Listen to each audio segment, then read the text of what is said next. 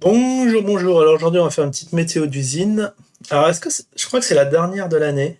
Dernière de l'année. Où est-ce qu'il en est? On en fera peut-être une le 31 pour savoir sur combien clôture notre actif. Les 17 dollars en ligne de mire. Alors, je suis en train de regarder un peu mes prochaines analyses, si vous vouliez, sur BTC, Bbox, tellement de plateformes.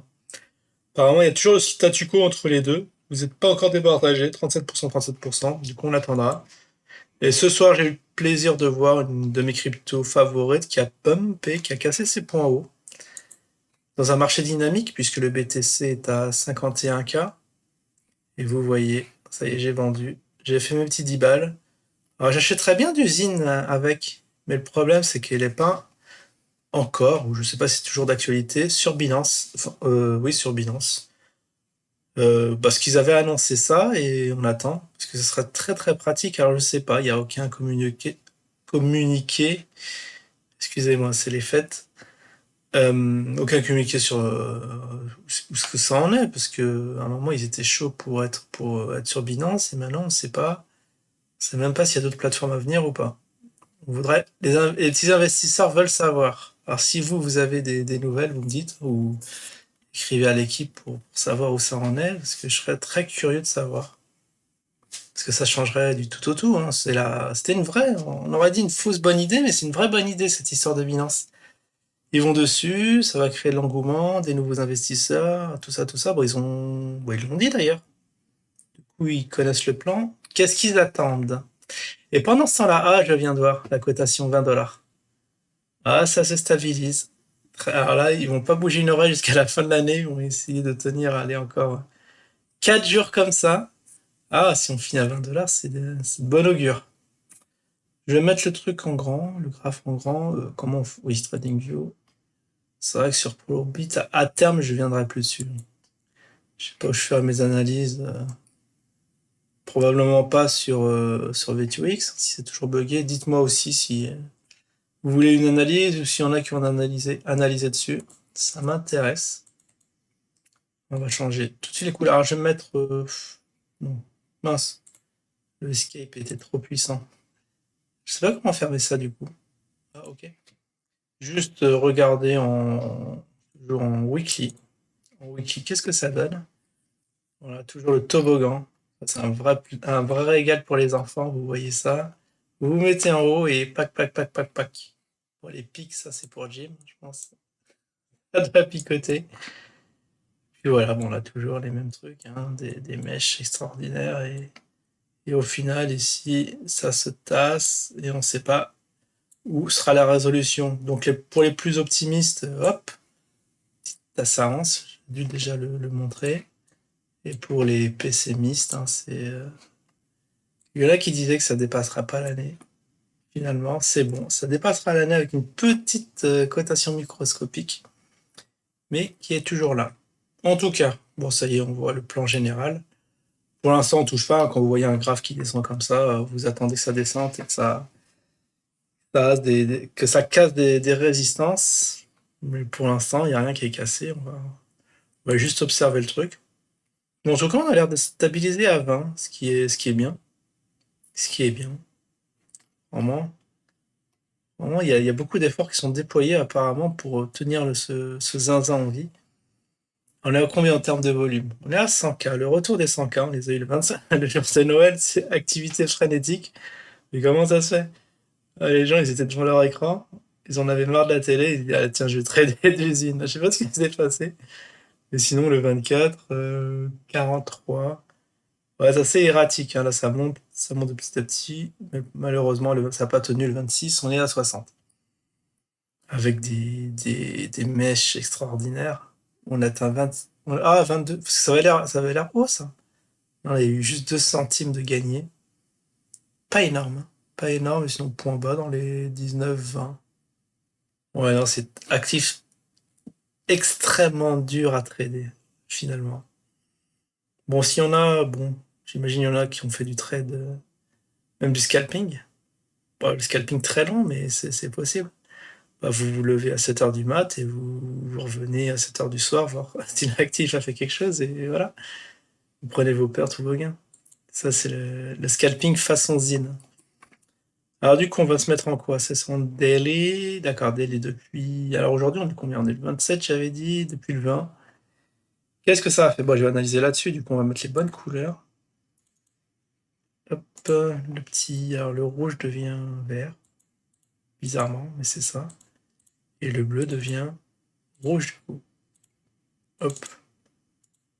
Ah, pas un rouge violent, un petit rouge qui tend vers le orange. Comme ça. Voilà. Qu'on sache un peu qu'est-ce qui s'est passé cette semaine. Enfin, la semaine qui vient de s'écouler, la semaine dernière. Tac, tac, tac. Donc, le lendemain. Donc, pendant que je faisais ma petite analyse, on était vraiment plein de volatilité extrême. Hein, toujours, voilà, on a dû avoir 2 centimes d'écart. 2-3 centimes. Le lendemain, mardi, vous voyez, bah, les volumes sont... Oh, le lundi, c'est pas fameux, hein, vous voyez. Là, on a eu des volumes de 21K. Il y a vraiment du laisser-aller sur l'actif. Je sais pas que font l'équipe. Apparemment, il y a pratiquement personne qui pose dessus. Après lundi, mardi, mercredi. Mercredi, est-ce que c'est jour férié? Parce que là aussi, les volumes sont pas 36K, n'ont pas décollé non plus. Et hop, jeudi, il y a une petite activité. Je pense que là, c'était le premier jour de travail de la semaine. On a dépassé les 50K, je crois que c'est 56. Ouais, c'est ça. Et puis après, on se retape un jour férié parce qu'on est à 43. Pas un férié ou de repos. Apparemment, ça bosse que les mercredis, tu vois. C'est le milieu de la semaine pour certains, mais pour d'autres, c'est des activités frénétiques. Et du coup, bah, le 25, bien sûr, évidemment, comme on culpabilise un peu de ne pas avoir bossé la semaine, eh ben, il faut rattraper tout ça. Et c'est là où on a eu les 100K. Et après, le 26, bon, durant les journées de travail, mais quand même, faut quand même être au turbin, comme on dit. 60K. En tout cas, ça fait des mèches dans tous les sens. La cotation n'a pas l'air de bouger. Je crois qu'on était à 20 la semaine dernière. Et on est toujours à 20 au jour d'aujourd'hui. Bien que on dirait que c'est un peu monté. C'est c'est bizarre. D'accord, on devait être à ce niveau-là. Attends, je vais placer le niveau des 20. Ça a l'air déjà... C'est peut-être un point pivot. Hein, parce que peut-être toutes les moyennes se rejoignent dessus. Hop, ici. Donc on ne sait pas, c'est toujours le statu quo. On attend un peu de voir ce qui se passe ces 4 jours, mais en tout cas, ça a l'air bien stable, ce qui est bien, parce que si ça stabilise comme ça des mois et des mois, peut-être un petit pump derrière, si bien sûr les volumes, faut que les volumes augmentent. Hein.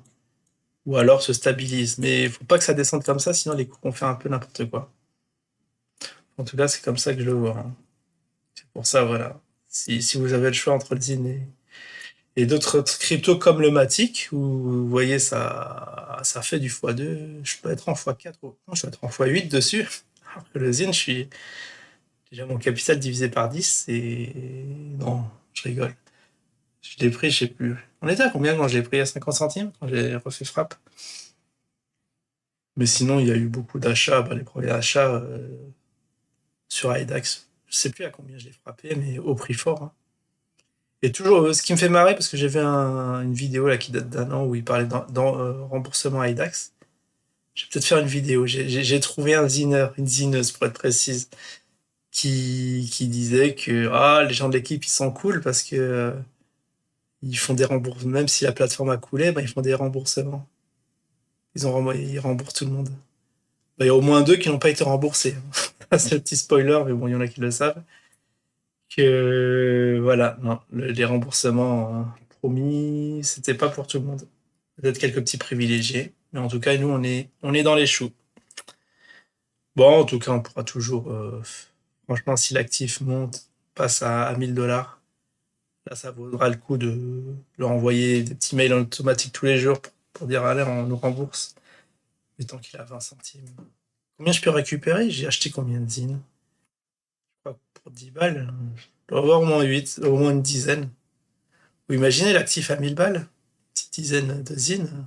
C'est bon, je suis refait pour... on n'a même pas fini l'année, même pas commencé l'année, que ça y est, l'année 2020, j'ai déjà les poches pleines. Enfin bref, ça c'est des projections, des plans à venir, mais bon, on n'y est pas. Si on se fie au graphisme, Ça a envie de ça tapote sur les supports, ça a envie de casser pour aller, je sais pas, chercher, peut-être les 10, hein. Déjà les 17 et après bien plus bas. En tout cas, je vais en acheter. C'est sûr que quand ça va être à 1 ou 2 centimes, je vais en acheter, histoire de quand même faire un petit bénéfice sur l'actif, hein, même si on n'a pas le droit d'acheter-vendre, hein, je vais pas me gêner. Allez, je vous dis à la prochaine. Ciao tout le monde.